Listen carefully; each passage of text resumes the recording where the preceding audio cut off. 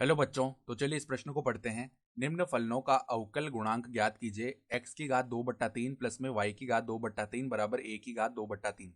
तो यहाँ पर देखो, हमें क्या करना है, अवकल गुणांक ज्ञात करना है। तो प्रश्न में आगे बढ़ने से पहले इस प्रश्न से संबंधित जो मुख्य उदाहरण है उसकी हम चर्चा कर लेते हैं। तो देखो मुख्य उदाहरण,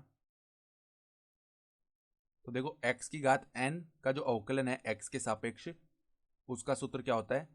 जो घात n है वो आगे आ जाता है गुणा में, और x की घात n-1, जहाँ पर n क्या है, अचर पद है। ठीक है, और कोई भी अचर पद है उसका अगर हम अवकलन करें, d/dx अचर पद, वो क्या आता है, शून्य आता है। ठीक है, तो अब देखो यहाँ से हमें सवाल में क्या बताया हुआ है कि x की घात 2/3 प्लस में y की घात 2/3 ये किसके बराबर है, a की घात 2/3 के। ठीक है, तो देखो x के सापेक्ष अवकलन करने पर,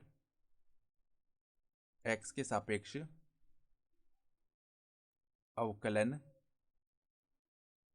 करने पर यहाँ पर देखो क्या हो जाएगा।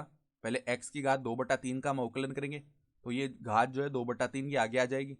ठीक है, और x की घात 2/3 माइनस में 1 बनेगा।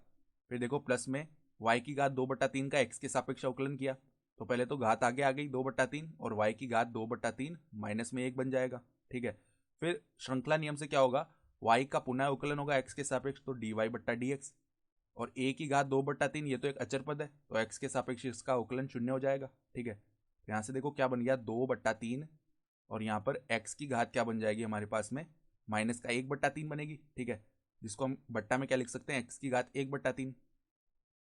उसी प्रकार देखो प्लस में 2/3, यहाँ पर y की घात 1/3 हो गई, और dy/dx इसका मान शून्य के बराबर है। तो अगर हम देखो इस 2/3 गुणा एक्स की घात 1/3 को उस तरफ भेजें तो माइनस का हो जाएगा ये। तो देखो 2/3 गुणा वाई की घात 1/3 dy/dx, इसका जो मान है वो -2/3 एक्स की घात 1/3 इसके बराबर आ जाएगा। ठीक है, तो यहाँ से क्या होगा, देखो 2/3 से 2/3 भाग हो जाएगा दोनों तरफ, तो dy/dx का जो मान है वो किसके बराबर आ जाएगा, माइनस का y की घात 1/3 बट्टा एक्स की घात 1/3। ठीक है, या फिर इसको हम क्या बोल सकते हैं, dy/dx का जो मान है वो आ जाएगा -y/x की घात 1/3। ठीक है, तो ये आ गया हमारे पास में अवकल गुणांक का मान, और यही हमारा क्या हो जाएगा, उत्तर भी हो जाएगा। ठीक है, तो आशा करता हूँ कि आपको यह प्रश्न समझ में आया होगा। धन्यवाद।